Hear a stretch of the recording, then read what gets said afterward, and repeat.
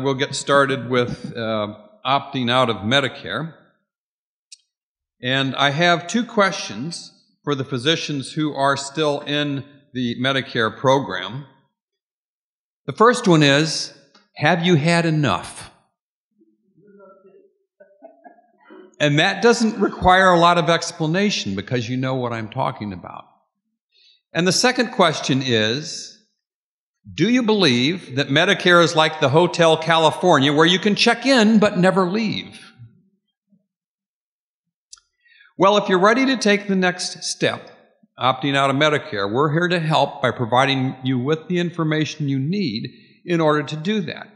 And we kind of have to start with the basics just so we know where everybody starts from. And the basics are, what are your Medicare payment options? Well, you can be a participating physician. You can be a non-participating physician, which is different than an opted-out physician, or you can be disenrolled from Medicare. A participating physician is an enrolled physician who signs an agreement with Medicare agreeing to accept assignment on all Medicare patients and who accepts the allowed amount by Medicare as payment in full for medically necessary covered services as defined by Medicare. A non-participating physician is also enrolled in Medicare but does not sign a contract agreeing to accept assignment. So non-participating physicians can accept assignment on a case-by-case basis, and the non-participating physicians can charge no more than what's known as the limiting charge for covered services provided. An opted-out physician is an enrolled physician who chooses to opt out of Medicare by filing an affidavit with Medicare. And neither the physician nor the patient can submit a claim then to Medicare except for emergency or urgent care situations for services provided by the opt-out physician during the opt-out period. And the Medicare limiting charges do not apply, so you can set your own fees. Opted-out physicians who have an NPI number can order tests and make referrals to other entities or physicians who are in the Medicare system, and Medicare will pay as per Medicare policy. So what about opt-out physicians who provide services in either an emergency situation or an urgent care situation? Well, basically in those situations you cannot make a new contract, a new private contract with a Medicare patient under those circumstances, and you are able to submit a claim to Medicare for payment, and you're basically treated like a non-par physician subject to the non-par allowed amounts under Medicare. Note that the participating as well as non-participating physicians in Medicare are subject to all of the rules and regulations and policies governing the provision of services in the Medicare program, something probably on the order of 132,000 pages or more. Opted-out physicians, on the other hand, are not subject to the Medicare rules, regulations, and policies that apply to par and non-par physicians. There's also something known as the Federal Balance Billing Law that applies to non-participating physicians, such that as a non-par physician, you're only allowed to charge 115% of the non-par allowed amount. The key here is that they set the non-par allowed amount at a level 95% of the par amount. So the math works out to translate to, it's actually about 9.25% above the participating fee. And it's estimated that a non-par physician would have to collect the full billed amount 35% of the time in order to equal revenues received by a par physician for the same services. You also need to be aware that some states have passed Medicare balance billing laws that further limit payments to non-par physicians. And here are those states. There's about 7 of them. In New York State, for example, they passed a law which limits the amount that a non-par physician can bill to 105% of the non-par amount, and this applies to all services except the new patient codes, the established patient codes, and the home service codes, the 99341 type codes. By the way, during the past year, the Office of Inspector General has started auditing many more practices who have been claiming and billing for these home service codes, otherwise known as house calls. You have to document in your records that it was medically necessary for some reason to make the house call as opposed to seeing the patient in your office. So they're looking at those fees, those doctors that bill those home service fees very closely. And so in New York State, the 105% times the non-par amount translates to 99.75% of the participating fee. So you actually get paid less because of that state balance billing law in New York State. You also have to be aware of the pitfall, that is the limiting charges that are provided to you by the Medicare carrier. Those are not the charges that apply if you live in one of these states that has a state balance billing limit. And so you can't just use those charges that that Medicare has provided you, because you'll be in violation of the state balance billing laws. So one question we hear a lot is, or one comment we hear a lot is, I would really love to opt out of Medicare, but I really can't do it in my area. I'm surrounded by competitors, all of whom participate in Medicare, and all of my Medicare patients will leave and go to my competitors if I opt out, and I will be out of business. I simply don't have the courage to do it. And for those physicians, I want you to know that fear of what may happen if you opt out of Medicare or if you stop signing abusive, one-sided insurance contracts is the fence that confines you in the pen. So we understand that there's some apprehension, and so we've developed what I call the pinky toe approach to opting out. And this is like you test the water in the pool, before you dive in, you dip your pinky toe in the pool to kind of see what the temperature of the water is. And so the way that you can do this is you can conduct a brief written survey of Medicare patients as they come into your office.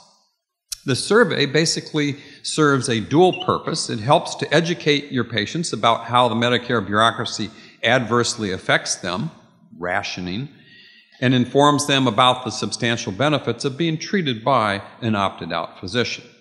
So this is kind of the introductory educational part of that survey. I'm not going to read it. It's in your packet. But these are the things you need to tell patients about why you're making the change or proposing to make the change to opted-out status and how it will benefit them.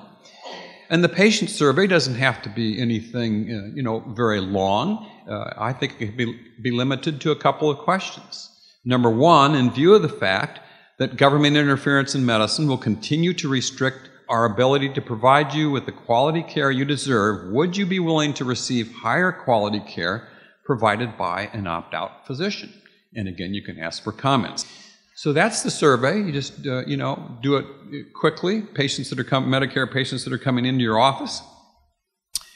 And this was an article that was run in the New York Times a few years ago, entitled "Spending More Time with Patients." Well, it's basically the idea is spending more time with patients as an opted-out or third-party free physician may result in fewer malpractice claims.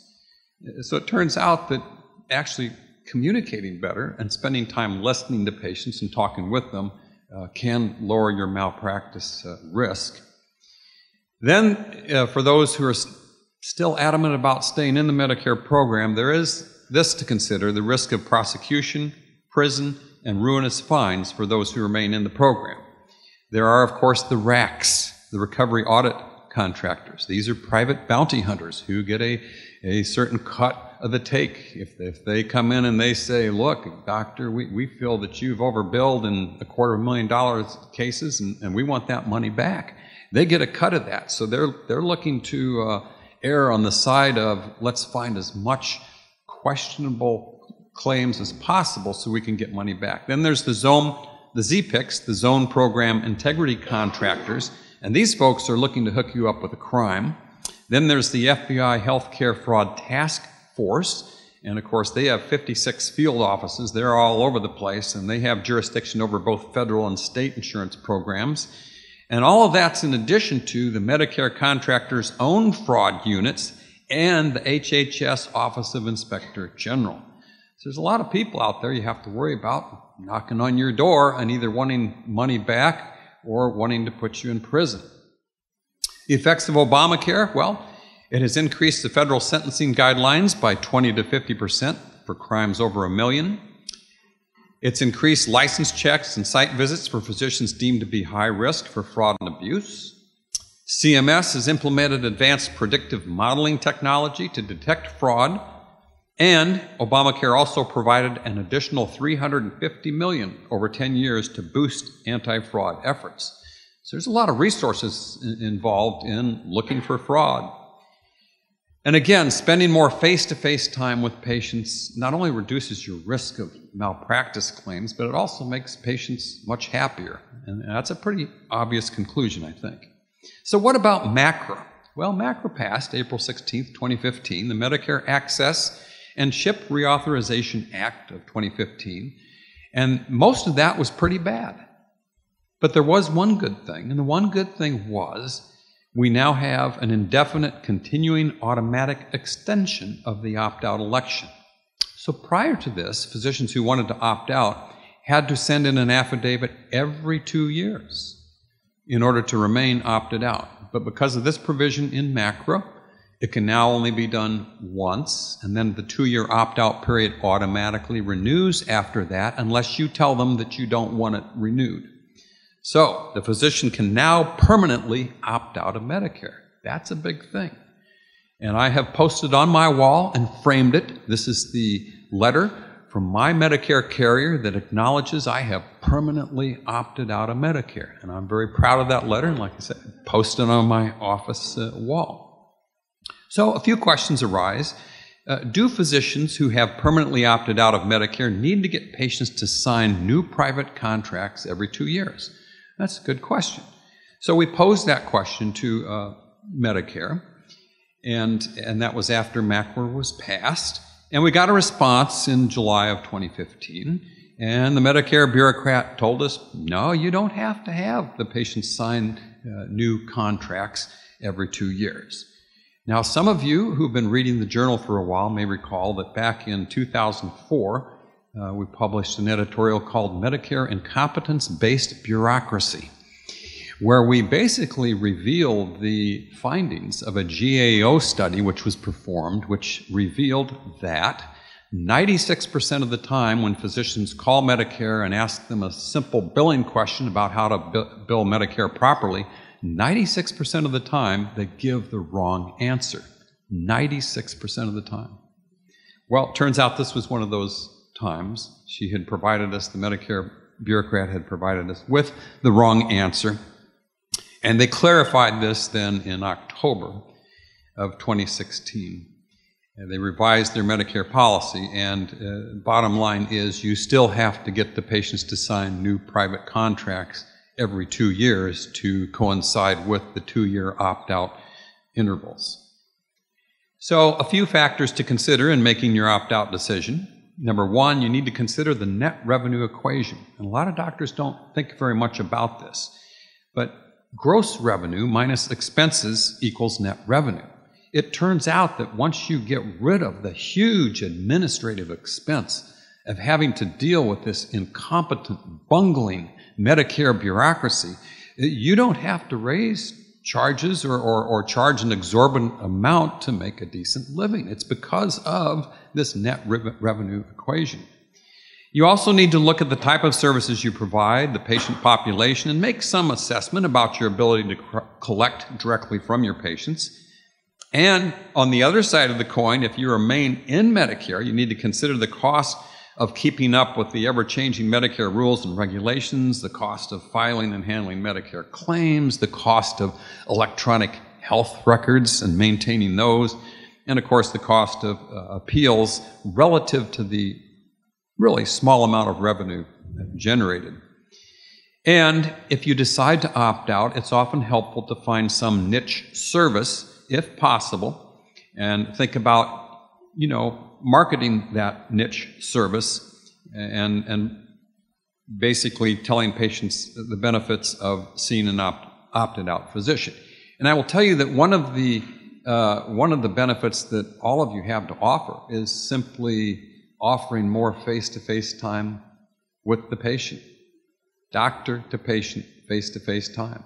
They actually would like you to sit there and listen to them instead of playing with the electronic tablet, turned away from them, entering all the data that you got to enter and hit all the bullet points so you can bill Medicare a certain level CPT code. So that's a niche service that all of you can provide.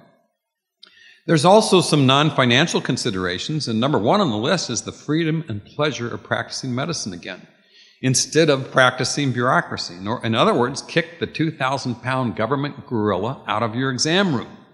Happiness then replaces physician burnout, and there's a lot of physician burnout today.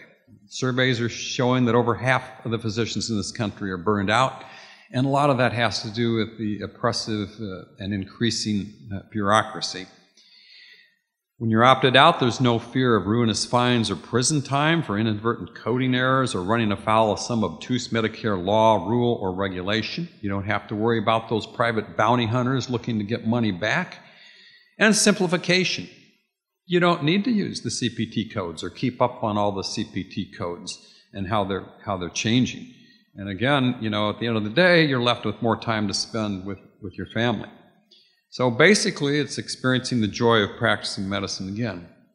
And in making your decision about opting out of Medicare, you should check all of your contracts and hospital bylaws to ensure there are no conflicts. And if you've got any questions, then you ask your attorney. And the actual process of opting out is as easy as 1, 2, 3. Number one, you can go to the AAPS website. You will find a square labeled How to Opt Out of Medicare. It's on the right-hand side, about halfway down when you scroll down the AAPS website, and you download and print out the affidavit from the AAPS website. You fill out and sign the affidavit. And most importantly, when you mail the affidavit, mail it certified mail, return receipt with a cover letter requesting acknowledgement of accomplishing the opt-out correctly. Otherwise, you might find 6 months later that, well, they lost it, they can't find it, you're not really opted out, and then there's a big problem. So you want that cover letter in there that says, please acknowledge in writing that I have properly accomplished the Medicare opt-out. Now, the procedure is a little different for non-participating physicians as it is for participating. Non-participating physicians can opt out of Medicare anytime during the year. And again, a copy of the opt-out affidavit must be provided to the Medicare carrier no later than 10 days after the first contract to which this affidavit applies. And although that's the rule, I would advise not doing that, and mainly because of the Medicare bungling factor. I would highly recommend that you start usually about 6 months in advance to make sure everything's in place before you see that first patient on a private contract basis. And participating physicians can only opt out 4 times during the year. The Medicare contractor must receive the opt-out affidavit 1 month before the beginning of the next calendar quarter. So the deadlines for the carrier receiving the opt-out affidavit are March 1st, June 1st, September 1st, and December 1st. And again, you must file this affidavit if you deal with more than one Medicare carrier. You have to file with all of the Medicare carriers with which you deal. There is an early termination of the opt-out if you decide you've done it and it's not working out and you want out of it. And in order to do that, take advantage of this, you must not have previously opted out of Medicare. You must notify the Medicare carriers of the termination of opt-out no later than 90 days after the effective date of the opt-out. So you got 90 days to make that decision. And you must refund to each beneficiary with whom you've privately contracted all the amounts you've collected in excess of the Medicare limiting charge. There's a bit of a penalty that comes along with this. And you must also notify all beneficiaries with whom you entered into private contracts of the termination of the opt-out and their right to have claims filed on their behalf for services provided during the opt-out period. So again, there's a punishment for the early termination. The physician is then reinstated to the prior Medicare status that they had prior to the opt-out. You can, again, download instructions as far as the affidavit, samples of the private contracts for use with patients, sample letters from our AAPS website. There's also in your packet, and it's in our journal, editorial entitled Opting Out of Medicare, which goes through all of this. So what about hospitalizations, labs, radiology tests, supplies, and home health care? Well, physicians who are currently in the Medicare system, either as a participating or non-participating physician who opt out of Medicare, have an NPI number and are in the PACOS database. Everybody know what the PACOS database is? Provider Enrollment Chain and Ownership System. So it's chains is in there and ownership is in there, as well as the term provider, which puts you on par with the sanitation provider and everybody else who provides every other kind of service. So there should be no trouble with having Medicare pay for hospitalizations, labs, radiology services, or home health care services. Medications and referrals to specialists are generally excluded from the ordering and referring rule.